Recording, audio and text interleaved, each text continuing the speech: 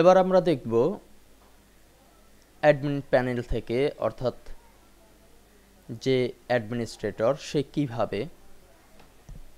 কিভাবে কোনো ইউজারকে ডিলিট করতে পারবে।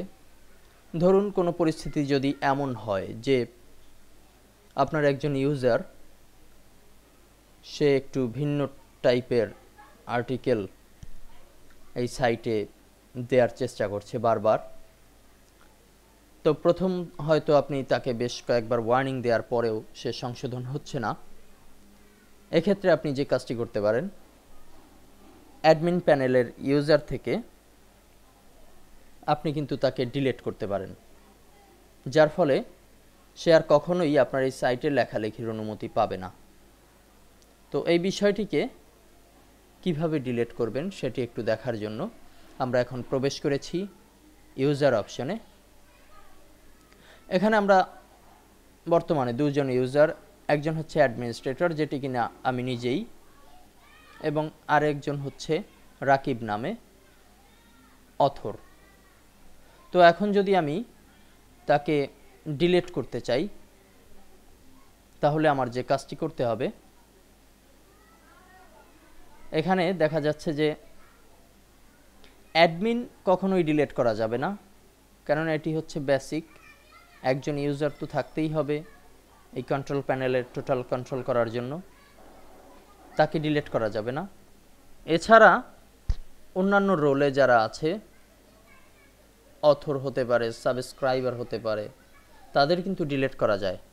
এবং আমরা দেখতে পাচ্ছি যে রাকিব নামের পাশে যখন আমি কার্সর নিলাম তখনই কিন্তু এডিট, ডিলিট এই দুটি বিষয় আমরা দেখতে পাচ্ছি। এডিটের বিষয়টি হচ্ছে যে যদি তার ইনফরমেশনের কোনো ঘাটতি থাকে, যদি আমরা তার রোলকে চেঞ্জ করে অথর থেকে সাবস্ক্রাইব বা অন্য কিছু করতে যাই, কিংবা ইমেল অ্যাড্রেসে কোনো পরিবর্তন আনতে চাই, ফার্স্ট নেম লাস্ট নেমে কোনো পরিবর্তন আনতে যাই, তখন আমরা এডিট প্যানেলটি ব্যবহার করব। এছাড়া যদি আমরা চাই যে এখন ডিলিট করব, তাহলে আমরা যদি এখন একটি ক্লিক করি ডিলিট লেখার উপরে, তাহলে যে বিষয়টি ঘটলো, আপনাকে একটি ওয়ার্নিং দেয়া হলো যে কনফার্ম ডিলেশন, অর্থাৎ যদি কোনো ভুলবশত ক্লিক করে থাকে সেজন্য এই ওয়ার্নিংটি দেয়া হয়।